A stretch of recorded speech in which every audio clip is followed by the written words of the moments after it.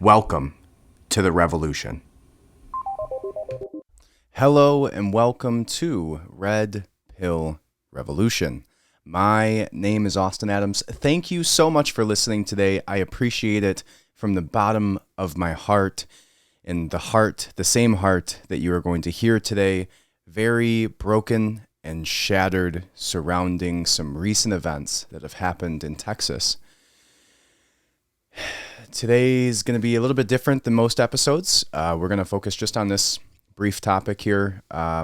It's something I just felt the need to kind of just jump on here and talk with you guys about, talk about some of the current events that are coming out of this, who's speaking on it, what they're saying, all of it. So make sure you stick around for the full thing. Again, I appreciate it so much. Don't want to step on this situation too much. So as always, go ahead and subscribe, hit that 5-star review button. That's all I got for now, but I would like to jump into this. So if you don't know, you haven't heard yet, it happened, I guess it was today, really. Tuesday, May 24th, there was a shooting in Texas by an 18-year-old individual whose name I will not use, I refuse to use. And it ended up, I guess at this point, there's been 18 children who have died as a result, and one teacher. We don't have all of the details so far, but we'll go ahead and let's watch this opening clip that discusses what actually happened, who was involved, and the little bit of information that we know at this point. So here we go. This is Eyewitness News with live breaking news. Breaking news, a horrific scene in Texas. A gunman opens fire at an elementary school, killing 14 students and one teacher after he shot and killed his grandmother. Thank you for joining us. I'm Colleen Sullivan. And I'm Ellen Leyva. You're watching Eyewitness News at 3 live on ABC 7, Hulu Live, and wherever you stream. And that breaking news, another mass shooting in the United States, this time at an elementary school in a small Texas town. 14 children are dead along with their teacher. Students seen running out of classrooms when the gunfire broke out. This school massacre happening in Uvalde, Texas. It's a small town of less than 20,000 people. It's about 80 miles west of San Antonio. Eyewitness News reporter Jory Rand is live in the newsroom with more on this breaking story. Jory. Ellen, Colleen, this is another dark day for this nation. We are awaiting a press conference from authorities in Texas that could happen at any minute. But this happened in the small town of Uvalde, Texas. If you haven't heard that name before, it sadly will now be known the same way we now know the city Sandy Hook. An 18-year-old high school student from Uvalde entered Robb Elementary today with a handgun and possibly a rifle as well, and shot and killed those 14 students. This school was second to fourth graders, so we're talking 6 to 10-year-old kids. The gunman also shot and killed a teacher, and the governor of Texas reporting that 2 law enforcement officers were also shot, though they survived.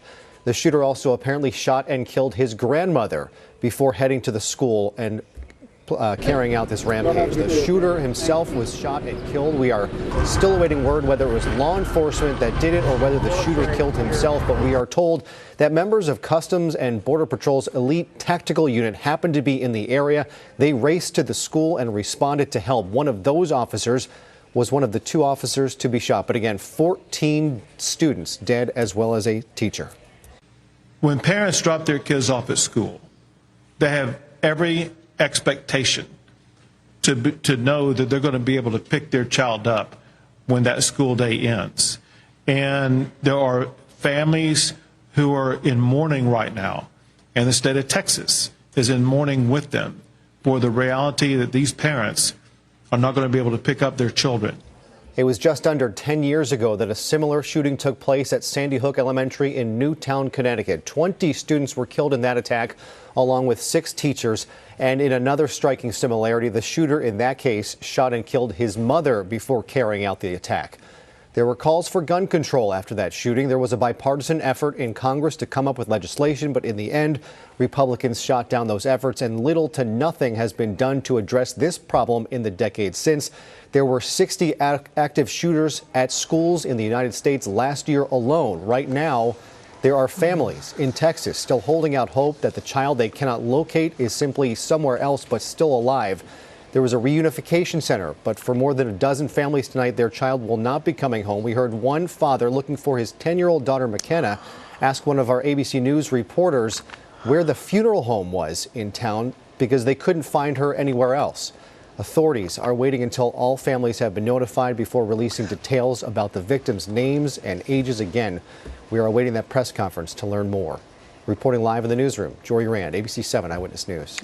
Hello, I'm Mark Brown. Get more great ABC 7 content by clicking the subscribe button for our YouTube channel and download. There's our intro. A little bit more information about this. They say 14. It has now been confirmed at 18, at least from a little bit more updated sources.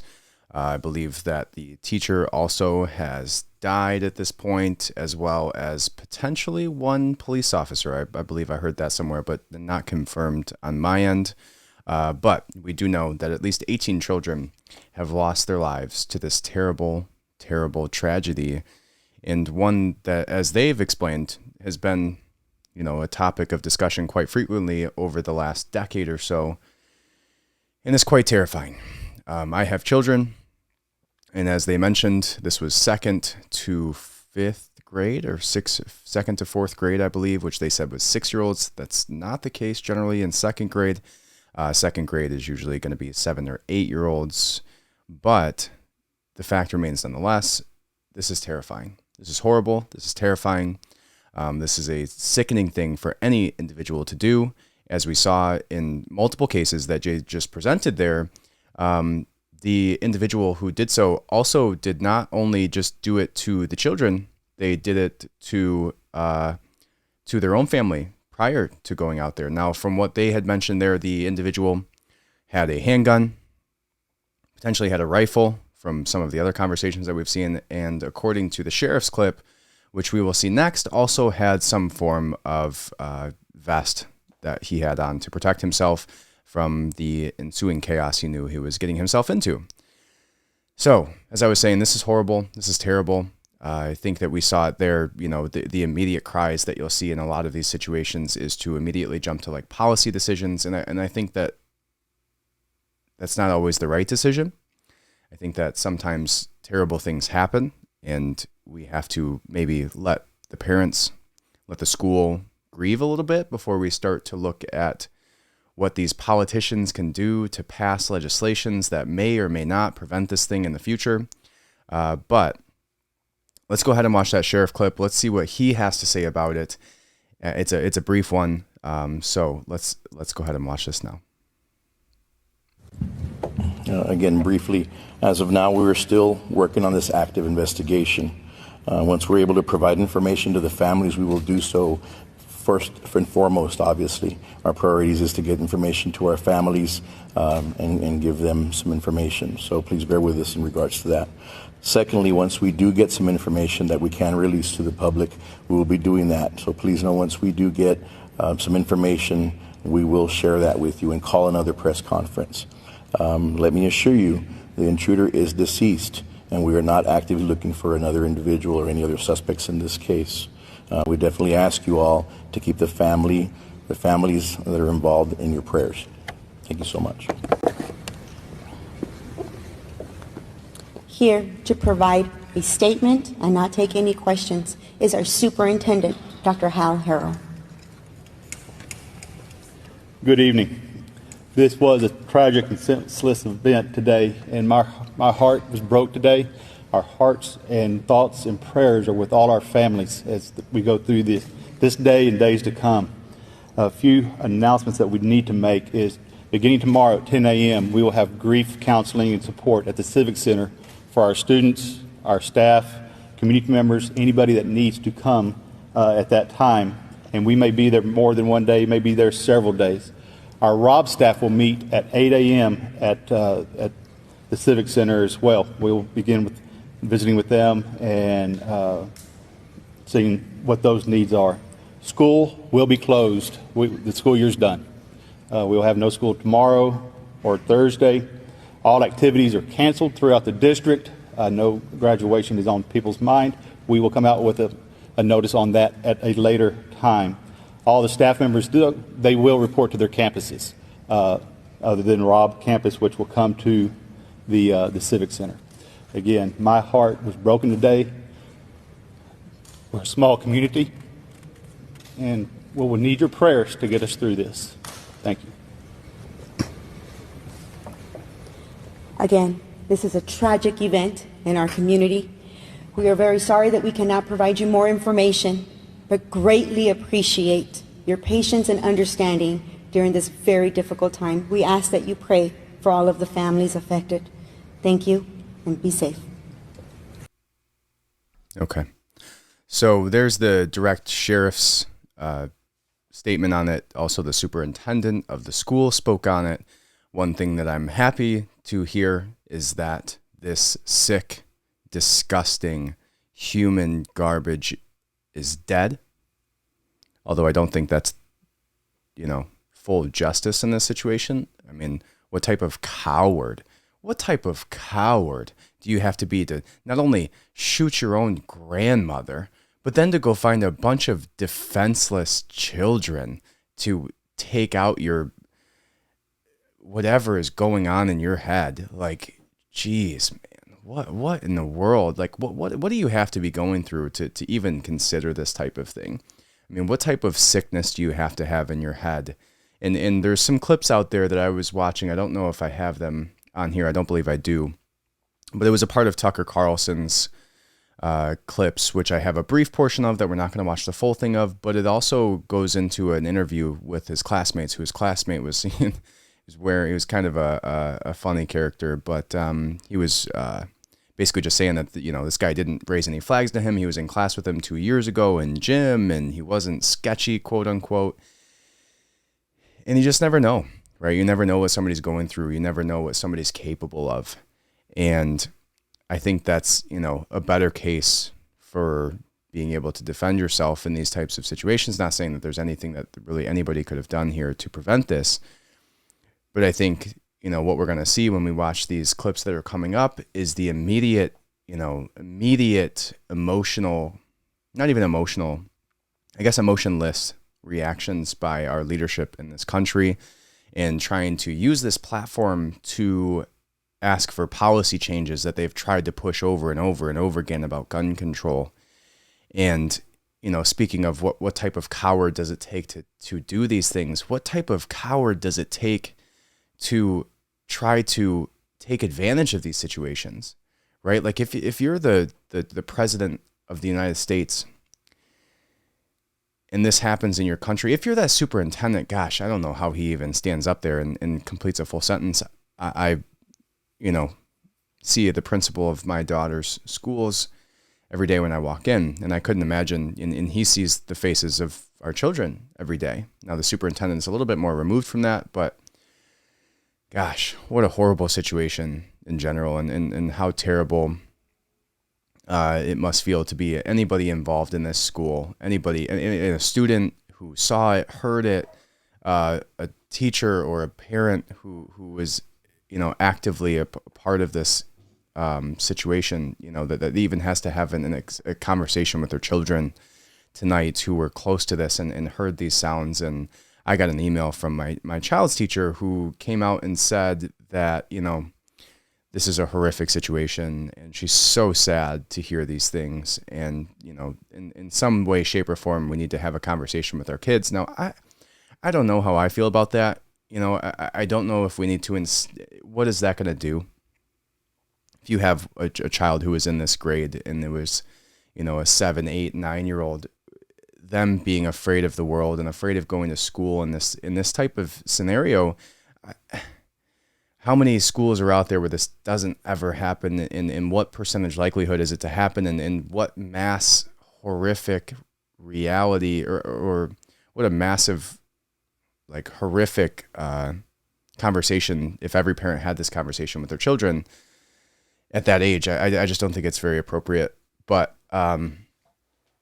yeah, this is tough, man. This is so sad. And to know that there's so many parents out there tonight who just won't be tucking in their their child, their baby, who they raised and who they love, and that's so sad. And so let's go ahead and see here. There's some deeper seated problems that we'll see, and and there was the saying goes, never let a great tragedy go without what is it, taking advantage of a great tragedy. There's some quote around politics. I can't exactly pull it right now in the frame of mind after hearing about this an hour or two ago, but taking advantage of these tragedies is exactly what we see our poor leadership do in this situation.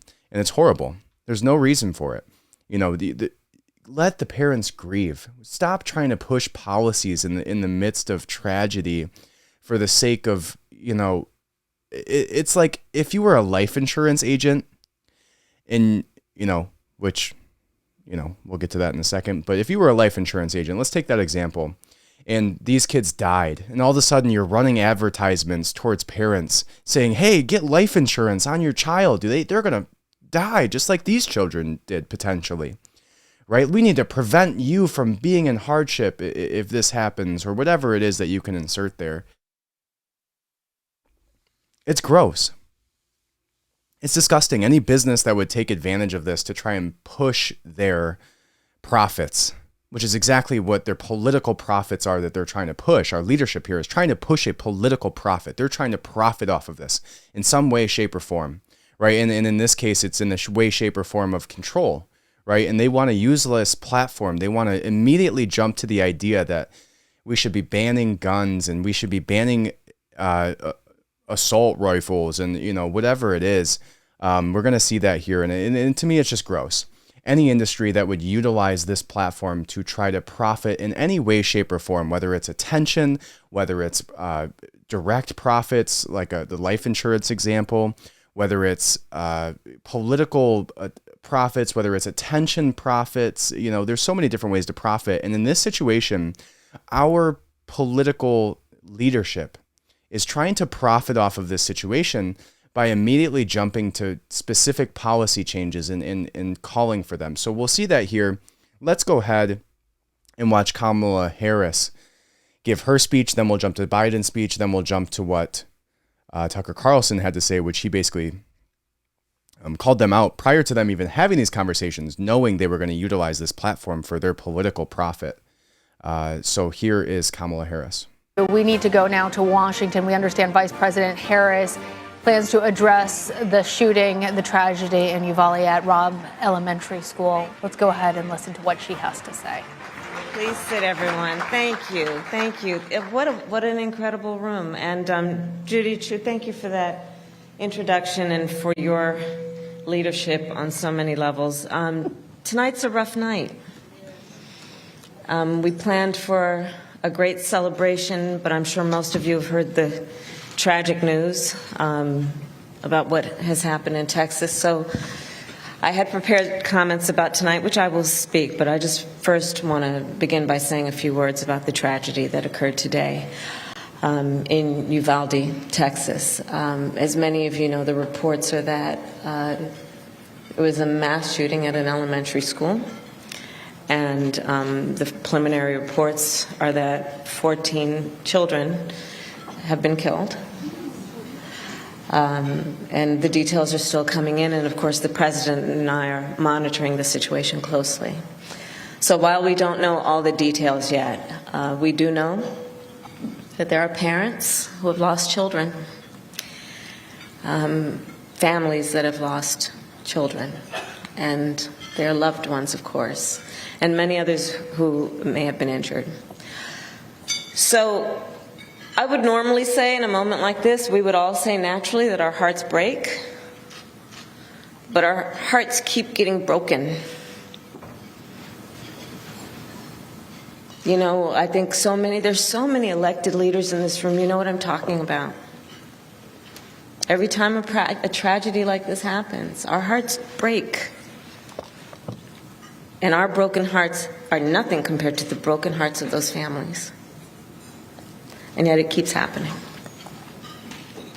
So I think we all know and have said many times with each other, enough is enough. Enough is enough. As a nation, we have to have the courage to take action and understand the nexus between what makes for reasonable and sensible public policy to ensure something like this never happens again. So the President will speak more about this later. But for now, I will just say to the people of Uvalde, please know that this is a room full of leaders who grieve with you. And we are praying for you, and we stand with you. And it is difficult at a time like this to think about much else, but I do look around this room, and I know who is here, and I know this is a room full of American leaders who know and have the courage to take a stand. And so let us tonight, as we do every time we all get together, recommit ourselves to having the courage to take action. And so that does bring me to the leaders who are in this room and the leaders of AIPACs. And again, I want to thank Chairwoman Judy Chu for that kind introduction. As a former member of KPAC, I had the opportunity to see her leadership firsthand, and she is truly a national leader who lifts up the people of our country. And of course, I'm honored tonight to be with Congresswoman Marilyn Strickland, AIPAC's board chair Susan Jin Davis, and all of the federal, state, and local elected officials who are here. Okay, that's enough. So you get the idea. The percentage of time that she talked about the grieving of these parents and what actually happened in this situation was so minor compared to the time frame that she spoke about. Here's what, we need to do is enact policy changes, and we all have the power. No, you don't. You do not have the power to stop this. No laws that you pass would stop this. There was a guy, how long ago? Months, a year, whatever it was, who ran over an entire group of people with a car. Are you going to ban cars? It makes no sense. You go to the UK where the access to guns is way lower. There's just higher stabbing rates. These things happen. They have happened. They're going to continue to happen regardless of whatever policies that you enact, regardless of whatever ego comes into your way. And this ego is probably even being generous. Because I don't think it's ego for her to sit there and think that we need to enact these massive bans, right? And she didn't outright say it, but we're going to watch the Joe Biden clip, and he comes out and says it. It's crazy to me that these people who are in these positions of power cannot even stand in front of a group of people and knowing there's 18 parents out there today who are wanting to listen to a voice of reason in a position of power and hear something, at least just grieve with them. Don't stand on their backs and push politics, push political agendas that, you've been pushing for a while now. And no law that you're going to pass is going to stop this. Look at Chicago, look at LA, look at wherever the largest percentage of murders are where there's the most strict gun laws in the country. And you know this, Kamala Harris. You know this, Joe Biden. You know that the only thing that you are going after while you're standing on the backs of these parents who are grieving over their children is the political agenda on your mind for control. To control the people, to take away any potential response they would ever have to totalitarianism.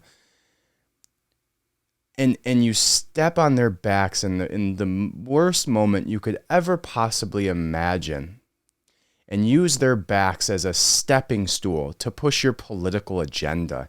You sick, gross people. How disgusting is that? Give it a fucking day at least. Maybe come out and say, I cannot imagine. Like, all right, here's my thing. Here, off the cuff, here's what I would say to these parents. I cannot imagine being in your position.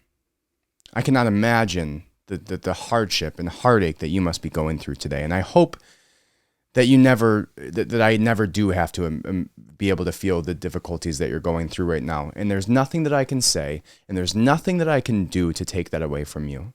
But I want you to know that there is a country of hundreds of millions of people who feel your grief with you today and are share the unbelievable heartbreak that you have, and many children who will go to sleep tonight without their friends tomorrow, and brothers and sisters who will wake up without their siblings.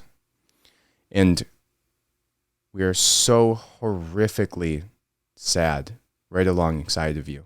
And there's nothing we can do. There's nothing we can say to make you feel better. But I want you to know that we are here for you, that we will do whatever we can to be there for you, and that over the next few weeks, we will be reaching out individually to speak with every one of you to let you know that your politicians, that your president and your vice president care deeply, deeply about you, about your family, and about your children. That's what leadership says. Not, hey, did you guys hear about Texas? Yeah, well, there's this many children who died. Here's what I can do to prevent this in the future. And you all decided that you didn't want to pass these laws are the reason this happened. No. That's disgusting. That's gross. Shut your mouth. Grieve with these parents. Or just shut up and let it, like, they don't need to hear you pushing political agendas right now. And you definitely don't need to be, like, wagging your little gross finger, Kamala, at the individuals who didn't pass your massive gun bans. Because if anything, there's more preventions of mass shootings as a result of access to weapons than there is these one-off little situations that we're seeing here that are again, horrific, and you can't speak to the magnitude of agony that these parents must be going through. But the last thing you should be doing is pushing your political agenda for 60% of the conversation, while 10% of it goes out to our hearts are with you, but we need to do this. You guys are wrong for not passing this, and I am right because I could have prevented this if you did what I said. And so let's hear what Biden has to say. And it's quite similar, but I haven't heard the whole thing, so we'll listen together.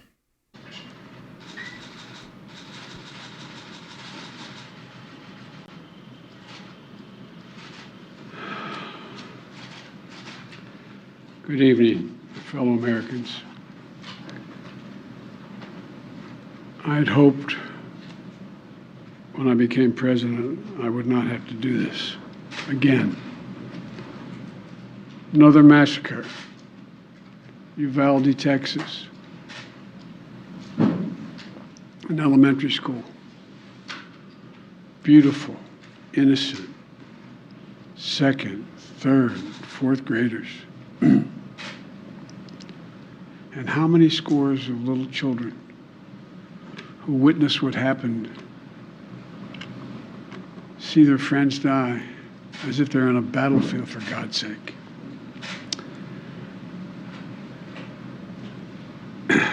They'll live with it the rest of their lives. There's a lot we don't know yet. There's a lot we do know.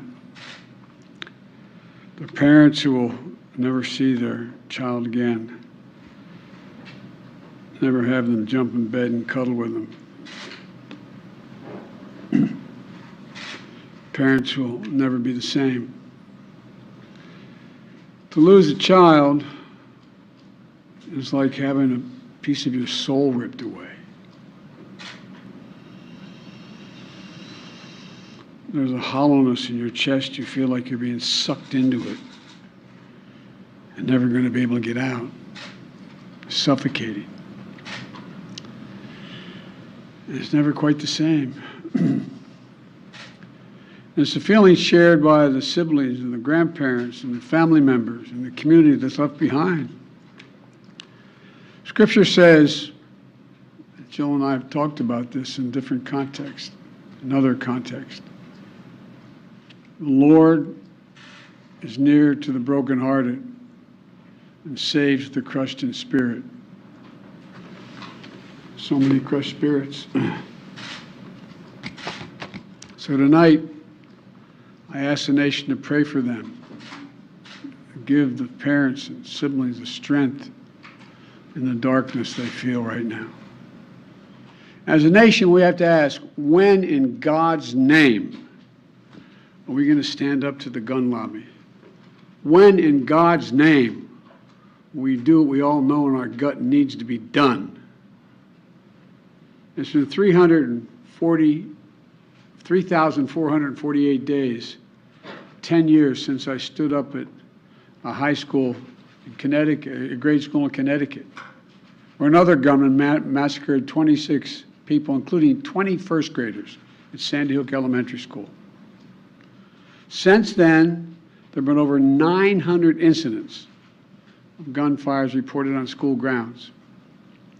Marjorie Stoneman Douglas High School in Parkland, Florida. Santa Fe High School in Texas. Oxford High School in Michigan. The list goes on, and the list grows when it includes mass shootings at places like movie theaters, houses of worship, as we saw just 10 days ago, the grocery store in Buffalo, New York. I am sick and tired of it. We have to act. And don't tell me we can't have an impact on this carnage. I spent my career as a senator and a vice president working to pass common sense gun laws. We can and won't prevent every tragedy, but we know they work and have positive impact. When we passed the assault weapons ban, mass shootings went down. When the law expired, mass shootings tripled. The idea that an 18-year-old kid can walk into a gun store and buy 2 assault weapons is just wrong. What in God's name do you need an assault weapon for except to kill someone? Deer aren't running through the forest with Kevlar vests on, for God's sake. It's just sick. And the gun manufacturers have spent 2 decades aggressively marketing assault weapons, which make them the most and largest profit. Wow, there's a lot to unpack there. The first of which being, schools are a gun-free zone, Joe. It's illegal to have a weapon on school grounds. It's literally one of the only mass protected areas that you can go to that is illegal to carry a weapon on. Didn't stop him, did it?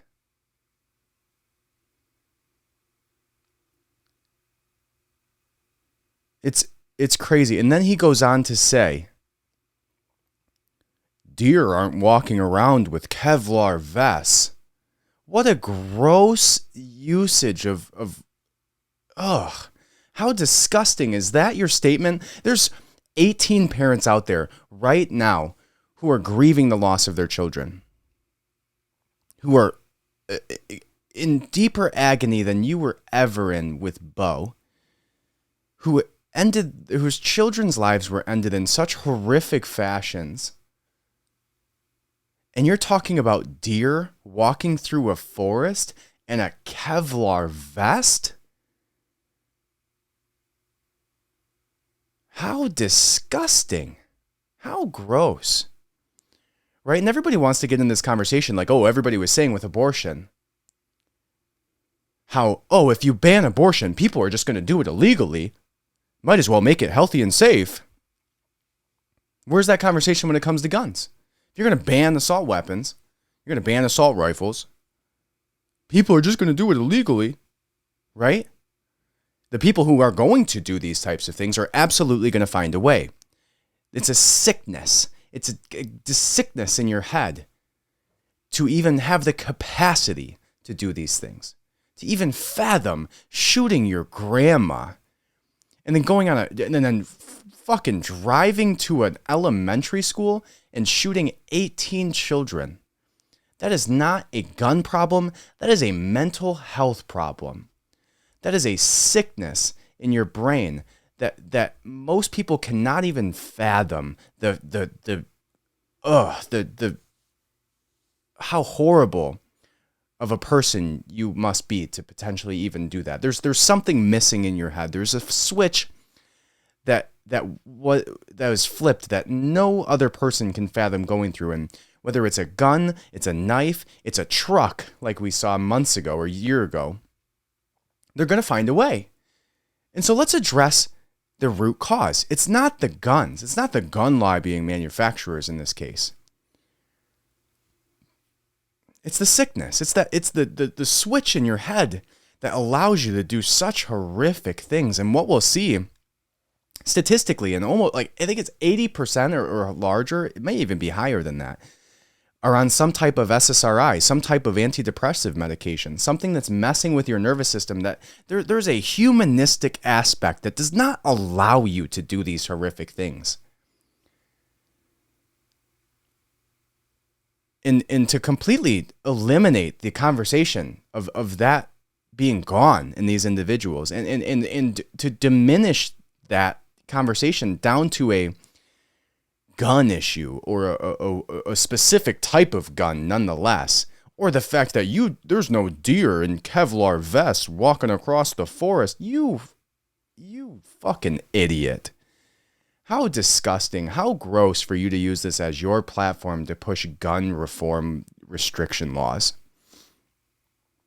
Right? Because we all know what that leads to. Go to Brazil. I don't know if there's gun bans in Brazil, but I'm assuming it's probably crazier than go to any of these countries and find me the statistics that back up the fact that if you mass take away, you know who did that? You know who took away guns first was Adolf Hitler, was Stalin, was Lenin. All of these people didn't allow their people to have that because that's the only form of control. And no, nobody's using it has an AR-15 for the purpose of going and shooting a deer. You're so stupid that you don't even know how hunting works. Nobody's shooting a deer with an AR-15.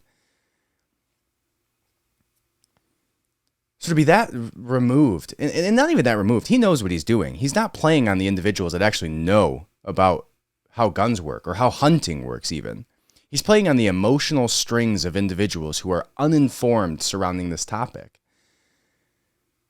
No, nobody buys an AR-15 to shoot a deer. People buy an AR-15 to protect their household, to protect their family, and in many cases to protect their family from the opportunity of being taken over by a totalitarian government. It's the same reason all of your soldiers carry an AR-15 or an M16. The same reason.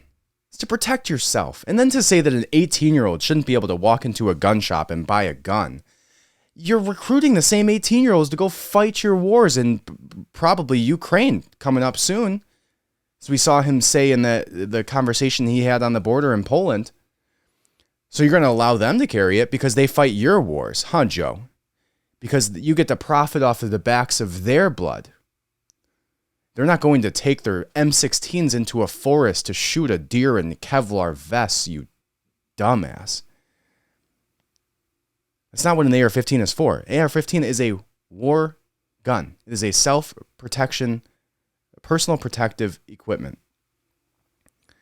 And literally, it's a pistol with a buttstock, a longer barrel, and an extended magazine in some cases. In the same type of magazine you can get for any gun. Right now, I can go get my Glock and get a 30-round magazine for my Glock, just like what's in my AR-15. It doesn't change a thing. But you're just trying to play on the emotional strings of families who are grieving to push your political agendas. Let's watch a little bit more of this, if I can stand it.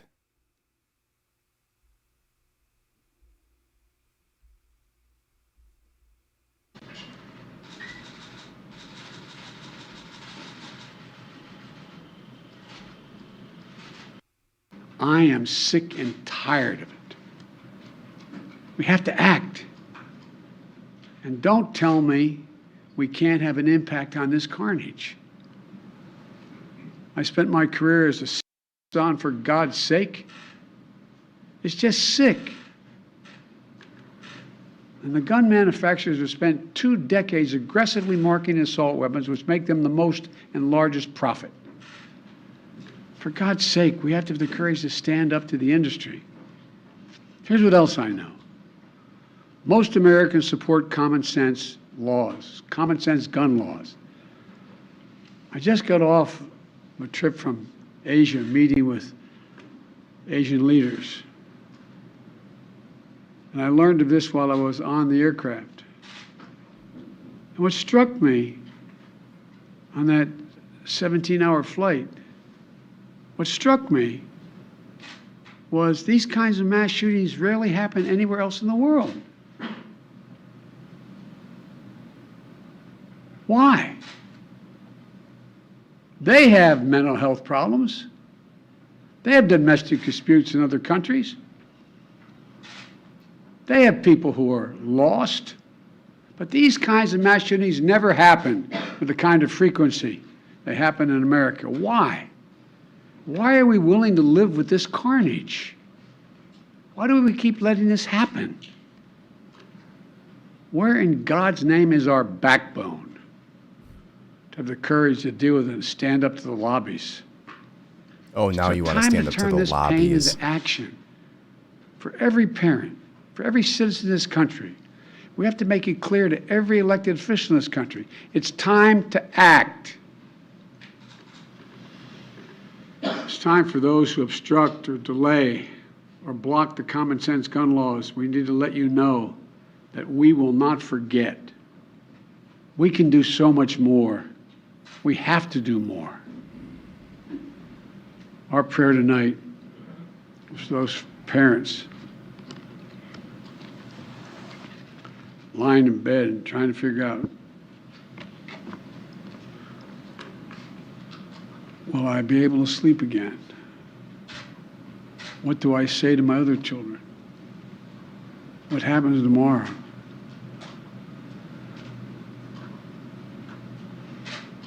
May God bless the loss of innocent life on this sad day. And may the Lord be near the brokenhearted and save those crushed in spirit, because they're going to need a lot of help, a lot of our prayers. Okay. First of all, I don't know how many times I've heard Joe Biden mention God or the Bible references. Interesting that that comes up now, but I won't critique it. It makes sense. However, what I will critique is the fact that 2 minutes and 40 seconds of this clip was devoted to speaking to the parents, was devoted to talking about grief, was devoted to mentioning the topic even. That was a 7-minute clip. The other 5 minutes of Joe Biden's speech was dedicated completely to policy reforms that he's been pushing for years surrounding gun control. How gross. I'll say that over and over again. It's sickening to me that this is the conversation that we're having today. And it's obviously easily called out by others, because here is Tucker Carlson mentioning the fact that this is exactly what they were going to do. Prior to either of these speeches coming out, he knew this. And here's a clip of Tucker Carlson discussing it. That if the president uses the deaths of children to try to make himself more powerful, he really is a loathsome man, unworthy of leading this country. But he may not. He may rise above it and try to unite this country, in which case he will get praise from us and from every American. Some are not doing that, however. Some have gone lower than you even imagined. A congressman called Ruben Gallego just tweeted this, quote, "Just to be clear, F you, Ted Cruz, you effing baby killer." Can you imagine? What do we think of Ted Cruz? He did not shoot anybody. It's a horrible thing to say. Nancy Pelosi released a statement saying this, quote, "It is time for all in Congress to heed the will of the American people and join in enacting the House-passed bipartisan common sense life-saving legislation into law." Of course, they jump at any opportunity, including the deaths of children, to make partisan points. And then a character called Juliette Kayyem, a former Obama administration official at DHS, said the shooting is proof we need to get rid of immigration laws. She said that on CNN just a few hours ago. From an investigation standpoint, I'm going to do what the facts tell me now. So I've got demographics, first of all, an 80% Hispanic school district. So the most important thing for the federal government to do right now is to say there will be no immigration enforcement during this period in that area. It has a large immigration population. You want parents with their kids. You don't want people hiding right now. And we need to make that clear ASAP because of the political issues in Texas. So a normal person, decent person, stands in reverence and awe and deep sadness before a tragedy like this. A filthy person jumps in to figure out, how can this make me more powerful? That's what you just heard. Judge Jeanine Pirro is the co-host of The Five. She joins us tonight. Judge, thanks so much for coming on. You really do learn about people in the immediate aftermath of something like this, don't you? Well, you know, what you just saw is really the epitome of the politicization of a tragedy.